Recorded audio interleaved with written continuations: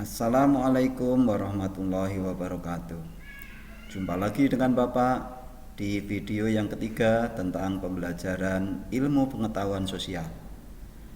Pada kesempatan kali ini, Bapak akan menjelaskan tentang keberagaman agama yang ada di Indonesia.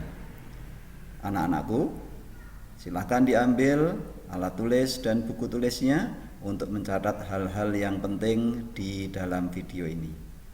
Silahkan diikuti video ini dari awal hingga akhir sehingga nanti kalian mendapatkan manfaat.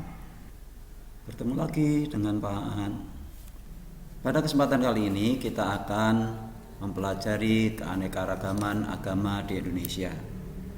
Kompetensi dasar yang akan kita pelajari masih sama dengan yang kemarin, yaitu kompetensi dasar 3.2 mengidentifikasi keragaman sosial, ekonomi, budaya, etnis, dan agama di provinsi setempat sebagai identitas bangsa Indonesia serta hubungannya dengan karakteristik ruang. Setelah mempelajari materi ini, diharapkan murid dapat mengetahui keberagaman agama yang ada di Indonesia. Agama yang diakui di Indonesia ada 6. Yang pertama, agama Islam. Agama Islam mempunyai tempat ibadah berupa masjid. Ini adalah salah satu contoh masjid yang ada di Kota Semarang, yaitu Masjid Agung Jawa Tengah. Pemimpin agama Islam disebut ulama. Kitab sucinya adalah Al-Quran, dan hari besar agamanya diantaranya adalah Hari Raya Idul Fitri dan Hari Raya Idul Adha. Ini gambaran Hari Raya Idul Fitri yang sering dilakukan di Indonesia. Pada malam Hari Raya Idul Fitri, biasanya masyarakat keluar untuk bertakbir. Mereka berbondong-bondong menuju ke masjid, ke jalan untuk melaksanakan takbiran. Mereka juga membawa obor untuk penerangan. Di pagi harinya, masyarakat atau umat Islam melaksanakan sholat Id. Sholat Id bisa dilaksanakan di lapangan atau di masjid. Setelah melaksanakan sholat Id, mereka saling berkunjung untuk melaksanakan halal bihalal, saling mengikhlaskan kesalahan teman, kerabat, saudara, dan sebagainya. Tidak lupa, makanan khas saat Idul Fitri adalah ketupat, dilengkapi dengan sayur opor dan sambal goreng. Hari raya yang kedua bagi umat Islam adalah Idul Adha. Diawali dengan penyerahan hewan kurban kepada panitia yang ada di masjid-masjid. Kemudian di pagi harinya dilaksanakan sholat Idul Adha, bisa di lapangan ataupun di masjid.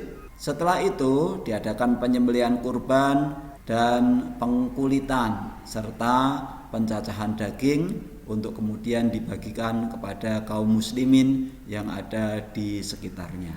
Agama yang kedua adalah agama Katolik. Agama Katolik melaksanakan ibadah di gereja.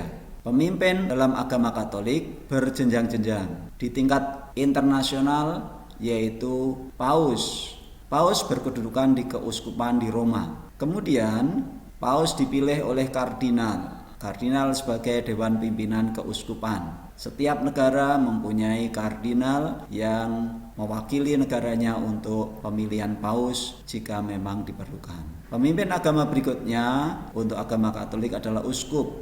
Uskup biasanya berada atau memimpin gereja yang ada di suatu negara. Pemimpin agama berikutnya yaitu pastor. Pastor memimpin umatnya di gereja-gereja di lingkungan masyarakat. Kitab suci agama Katolik adalah Alkitab. Hari rayanya, hari Natal, dan hari Paskah. Berikutnya adalah agama Kristen. Agama Kristen beribadah di gereja. Ini adalah salah satu gereja yang ada di Kota Semarang yang bernama Gereja Protestan di Indonesia Bagian Barat atau GPIB Immanuel, atau sering masyarakat mengenal dengan nama Gereja Belenduk. Pemimpin agama Kristen disebut pendeta. Sedikit berbeda dengan agama Katolik. Kalau pendeta di agama Kristen bisa laki-laki, bisa perempuan. Namun kalau di Katolik semua pemimpinnya adalah laki-laki. Kitab sucinya adalah Alkitab. Alkitab di agama Kristen juga sedikit berbeda dengan agama Katolik. Lebih tipis karena ada beberapa bagian di Alkitab beragama Katolik yang tidak dipakai oleh umat beragama Kristen. Hari rayanya sama, yaitu Natal dan Paskah. Sekilas, ini adalah peringatan Natal di sebuah gereja. Natal adalah perayaan untuk menyambut kelahiran Yesus. Bentuk perayaannya dengan ibadah dan puji-pujian Natal. Di luar gereja sendiri, para jemaat akan menghiasi rumah mereka dengan pohon Natal. Hari raya yang kedua yaitu Paskah. Paskah untuk memperingati kebangkitan Yesus Kristus. Perayaannya dimulai dari hari Jumat yang disebut Jumat Agung. Melaksanakan misa atau kebaktian. Suasana misa atau kebaktiannya diliputi dengan perasaan duka karena mereka memperingati kematian Yesus di kayu salib. Pada hari Sabtunya, gereja-gereja menyelenggarakan kebaktian malam yang disebut malam Paskah. Mereka menyalakan sebuah lilin untuk melambangkan kebangkitan Yesus Kristus. Diakhiri dengan kebaktian Minggu untuk memperingati kebangkitan Yesus. Berikutnya adalah agama Hindu. Agama Hindu beribadah di pura. Pemimpin agama Hindu disebut Bedanda. Kitab sucinya adalah Weda. Hari besarnya adalah Nyepi. Sekilas gambaran Nyepi yang diselenggarakan di Pulau Bali. Nyepi diawali dengan upacara melasti, yaitu 2 hari sebelum hari raya Nyepi. Umat Hindu berbondong-bondong menuju ke tepi pantai untuk melaksanakan ibadahnya. Mereka mandi air pantai karena diyakini air pantai dapat mensucikan dirinya. Sehari sebelum hari Nyepi diadakan upacara adat Tawur Kesongo atau Meracu, yaitu mengarak ogoh-ogoh sebagai pertanda sifat buruk. Ogoh-ogoh ini kemudian akan dibakar sebagai tanda bahwa mereka menghilangkan sifat-sifat buruk tersebut. Puncak acaranya yaitu di hari raya Nyepi, diawali dari pukul 6 pagi sampai pukul 6 hari berikutnya, yaitu dilaksanakan 24 jam. Selama melaksanakan peringatan hari Nyepi, ada 4 pantangan yang tidak boleh dilakukan oleh umat Hindu. Yang pertama, yaitu tidak boleh melakukan kegiatan. Yang kedua, tidak boleh keluar rumah. Yang ketiga, tidak boleh mencari hiburan walaupun lewat televisi atau lewat radio. Yang keempat, tidak boleh menyalakan api. Jadi pada saat malam hari Nyepi di Pulau Bali begitu gelap, begitu sunyi, udara menjadi bersih karena tidak ada kebisingan dan tidak ada polusi. 1 hari setelah hari Nyepi, yaitu di pagi harinya, setelah mereka melaksanakan Nyepi, mereka kemudian mendatangi sanak saudara untuk melaksanakan upacara ngembak geni. Mereka saling bermaafan, mereka saling berkunjung untuk merayakan peringatan hari Nyepi. Agama berikutnya yaitu agama Buddha. Mereka beribadah di wihara. Salah satu wihara yang ada di kota Semarang adalah Wihara Buddha Gaya. Pemimpin agama Buddha disebut biksu.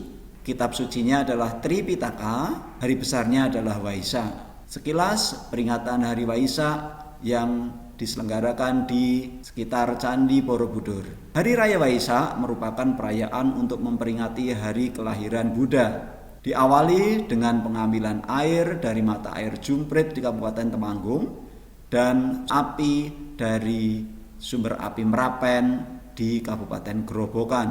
Air dan api yang diambil dari Temanggung dan Grobogan ini dibawa ke Candi Borobudur. Umat Buddha juga melaksanakan ritual Pindapapta, yaitu mereka memberikan derma kepada para biksu sebagai wujud kecintaan mereka kepada para biksu. Di puncak acara, Mereka berbondong-bondong menuju ke pelataran Candi Borobudur, serta di malam harinya mereka menyalakan lampion untuk dilepaskan sebagai puncak acara peringatan Hari Waisak. Dan acara ini sangatlah ditunggu-tunggu oleh para wisatawan karena langit di sekitar Borobudur menjadi tampak indah sekali. Agama yang berikutnya yaitu agama Konghucu. Agama Konghucu beribadah di kelenteng. Salah satu kelenteng yang ada di kota Semarang adalah kelenteng Sampokong. Pemuka agama mereka disebut Jiao Sheng atau QC. Mereka mempunyai kitab yang disebut Si Su Wu Jing. Ada beberapa kitab sebagai petunjuk amal kebaikan bagi umat beragama Konghucu. Hari besarnya adalah hari Imlek dan Cap Ngomeh. Ini sekilas tentang Imlek. Imlek adalah peringatan malam tahun baru dalam penanggalan Tionghoa. Peringatan Imlek ini menandakan adanya malam pergantian tahun baru dari tahun yang lama menjadi tahun yang baru di kalangan umat Tionghoa. Demikian apa yang bisa kita pelajari tentang keberagaman agama yang ada di Indonesia. Semoga kalian bisa lebih memahami dan akhirnya kita bisa saling menghargai antar umat yang beragama satu dengan umat beragama yang lain. Terima kasih atas perhatiannya, semoga bermanfaat. Alhamdulillah, kita sudah belajar tentang keanekaragaman agama yang ada di Indonesia. Semoga kalian bisa mengikuti dengan baik dan mempraktekkan dalam kehidupan sehari-hari, sehingga kita bisa menjadi umat beragama yang taat terhadap ajaran agama yang kita yakini. Billahi taufik wal hidayah. Wassalamualaikum warahmatullahi wabarakatuh.